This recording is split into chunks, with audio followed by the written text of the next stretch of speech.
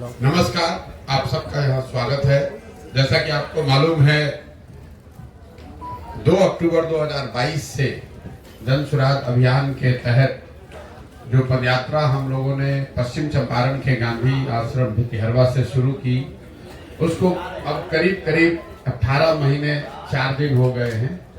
और इन 18 महीनों में पश्चिम चंपारण से चल के पूर्वी चंपारण, शिवहर होते हुए गोपालगंज, सिवान, छपरा, वैशाली, समस्तीपुर, मुजफ्फरपुर, सीतामढ़ी, मधुबनी, दरभंगा, बेगूसराय, खगड़िया होते हुए हम लोग आपके जिले सहरसा में अभी कुछ 10 दिन पहले आए। अभी मैं सहरसा में करीब 15 से 20 दिन और रहूंगा। पदयात्रा का जो स्वरूप है आप देखते हैं, हम लोग का प्रयास होता है कि गांव-गांव जाएं और मैं और मेरे साथ जो पदयात्री हैं, तो प्रयास ये होगा कि कम से कम 90% गांवों में जरूर हम लोग व्यक्तिगत तौर पर वहां पहुंचकर लोगों से मिले, उनकी समस्याओं के बारे में जाने, उसका अध्ययन करें, उनको जन सुराज के बारे में बताएं। पदयात्रा के जो 3 मुख्य उद्देश्य हैं, वो पहला उद्देश्य ये है कि बिहार, मेरी अपनी जो 15-20 वर्ष की राजनीतिक सामाजिक समझ है, पहले संयुक्त राष्ट्र संघ में, फिर 10 वर्ष राजनीति के क्षेत्र में, मेरा जो अध्ययन है बिहार को लेकर या समझ है, उसके अनुसार बिहार की जो बदहाली, बर्बादी, गरीबी का कारण है, वो उसकी मूल वजह ये है कि यहाँ पर एक तरह से पिछले 30-40 वर्षों से राजनीतिक बंधुआ मजदूरी बन गई है। जैसे देश में पहले गुलामी होती थी, वैसे बिहार में राजनीतिक तौर पर लोगों की गुलामी हो गई है, चाहे वो जात के नाम पर हो, हिंदू मुसलमान के नाम पर हो, या भाजपा के डर से लालू और लालू जी के डर से भाजपा।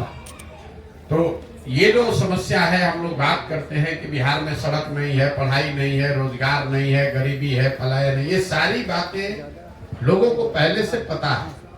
हम लोग आकर एक दिन देखते हैं, नेता लोग आकर उस पर चर्चा कर सकता है, पत्रकार उस पर लिख सकता है, लेकिन जो लोग इस जीवन को जी रहे हैं, उनके लिए तो डेली का काम है। इसके बावजूद वो लोग फिर जाकर वोट उन विषयों को छोड़कर दूसरे विषय पर क्यों देते हैं? तो उसकी ये 4 वजह मुझे जो समझ में आई है कि लोग यहाँ पर अपनी समस्याओं से जूझते हैं, परेशान हैं, लेकिन जब वोट का वक्त आता है तो वोट यहाँ पर मुख्यतः 4 विषय पर लोग दे रहे हैं। पहला, अपनी जाति के आधार पे। दूसरा, जो जाति से बचा वो धर्म के आधार पर। ये मानना कि सिर्फ बिहार में हर व्यक्ति जाति पर वोट दे रहा है, ये भी बिल्कुल सिरे से इसको मैं खारिज करता हूँ। और इसका उदाहरण भी मैं हमेशा देता हूँ कि अगर हर व्यक्ति बिहार में जाति के नाम पर ही वोट दे रहा है, तो नरेंद्र मोदी जी को वोट बिहार में दे कौन रहा है? उनके जाति का तो बिहार में आदमी नहीं रहता है। तो ये दिखाता है कि हर व्यक्ति जाति के नाम पर वोट नहीं दे रहा है। जो व्यक्ति जाति के नाम पर वोट नहीं दे रहा है, वो हिंदू मुसलमान विचारधारा, राष्ट्रवाद के नाम पर वोट दे रहा है।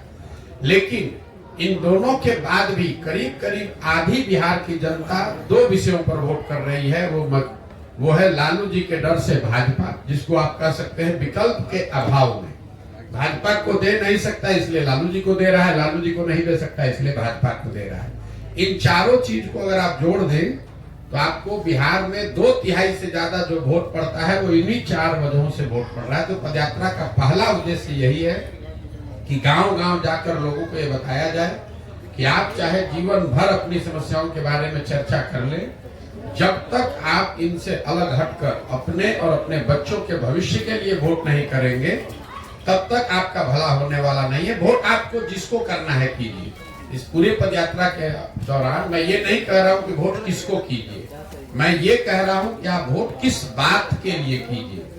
अगर आपको मोदी जी को वोट करना है, मोदी को करो, लालू को करना है, लालू को करो, लेकिन वोट अपने और अपने बच्चों के लिए करो। ये पदयात्रा का पहला उद्देश्य है, गांव-गांव जाकर बताना। दूसरा उद्देश्य ये है कि लोग जो मजबूरी में वोट कर रहे हैं, विकल्प के अभाव में, जिनको समझ है कि हमको जाति के आधार पर नहीं, धर्म के आधार पर नहीं वोट करना है, लेकिन उसके पास विकल्प नहीं है, तो वो विकल्प के अभाव में वोट न करना पड़े, इसके लिए लोगों को हम ये बता रहे हैं कि आप साथ में आइए और आप मिलकर एक नया दल बनाइए। कई लोगों को ये लगता है मेरे नजरिए से कि पहले नेताओं की, दलों की मदद करते थे, अब बिहार में ये क्या नया काम कर रहे हैं।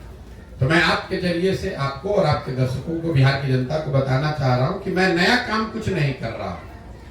जो काम हम पहले कर रहे थे वही काम कर रहे हैं। पहले मैं नेताओं को, दलों को सुझाव देता था कि किस तरीके से अपने संगठन को, दल को व्यवस्थित कीजिए, कैसे आप किन मुद्दों को लेकर जनता के बीच में जाइए, कैसे प्रचार प्रसार कीजिए, कैसे चुनाव लड़िए, जीतिए। वही काम हम आज कर रहे हैं। फर्क बस इतना है कि पहले दल और नेता के लिए कर रहे थे, अब बिहार के समाज के लिए कर रहे हैं। तो पदयात्रा का दूसरा उद्देश्य है कि लोगों को, समाज को बताया जाए, और जो लोग राजनीतिक तौर पर जागरूक हैं, नया दल, नया व्यवस्था बनाना चाहते हैं, उनको संगठित करके उनकी मदद की जाए ताकि बिहार में एक नया दल, नया विकल्प बन सके।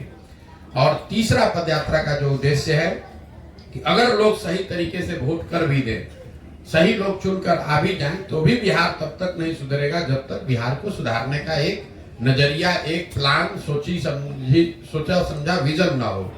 तो इस पदयात्रा के दौरान एक लक्ष्य ये है कि बिहार के 8,500 पंचायतों का जमीन पर अध्ययन करके, विशेषज्ञों की राय से, लोगों की सलाह से हर पंचायत का एक 10 वर्षीय योजना बनाया जाए, ताकि लोग ये देख सके वोट करने से पहले कि उनके पंचायत को अगले 10 वर्ष में विकसित बनाने के लिए जन सुराज के पास क्या योजना है, क्या प्लान है।